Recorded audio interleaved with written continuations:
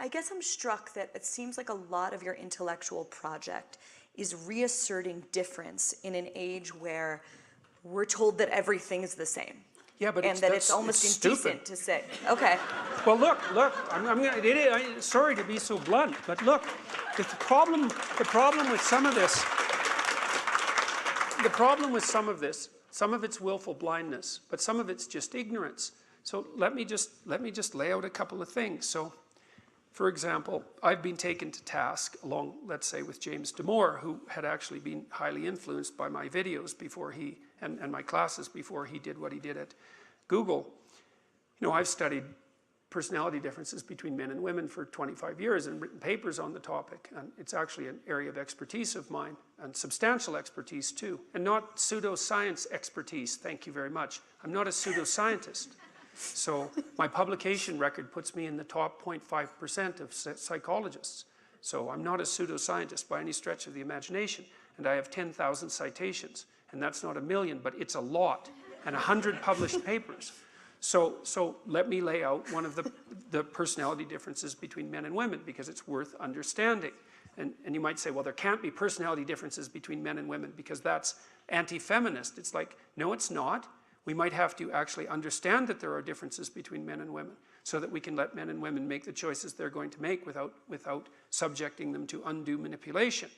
Okay, so one of the reliable differences between men and women cross-culturally is that men are more aggressive than women. Now, what's the evidence for that? Here's one piece of evidence. There are 10 times as many men in prison. Now, what's that, a sociocultural construct? It's like, no.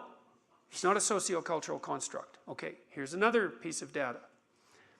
Women try to commit suicide more than men by a lot, and that's because women are more prone to depression and anxiety than men are. And there's reason for that, and that's cross-culturally true as well.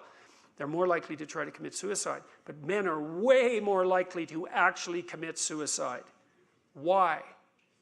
Because they're more aggressive, so they use lethal means.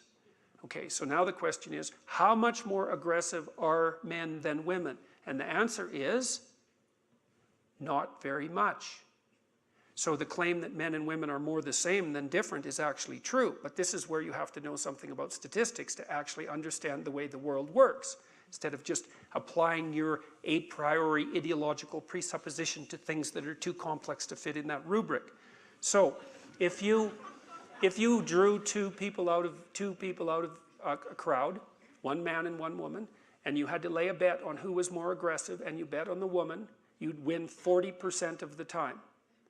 Okay, so that's quite a lot. It's not 50% of the time, which would be no differences whatsoever, but it's quite a lot.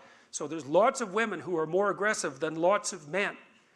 So the curves overlap a lot. So there's way more similarity than difference. And this is along the dimension where there's the most difference, by the way, right?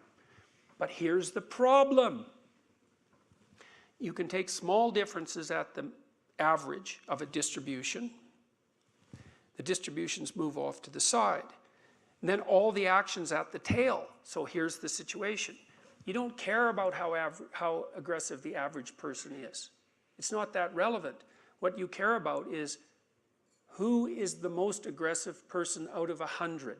You take 100 people and you take the most aggressive person, because that's the person you better watch out for. And what's the gender? Men. Because if you go 3 standard deviations out from the mean on 2 curves that overlap but are slightly disjointed, then you derive an overwhelming preponderance of the overrepresented group. And that's why men are about 10 times more likely to be in prison,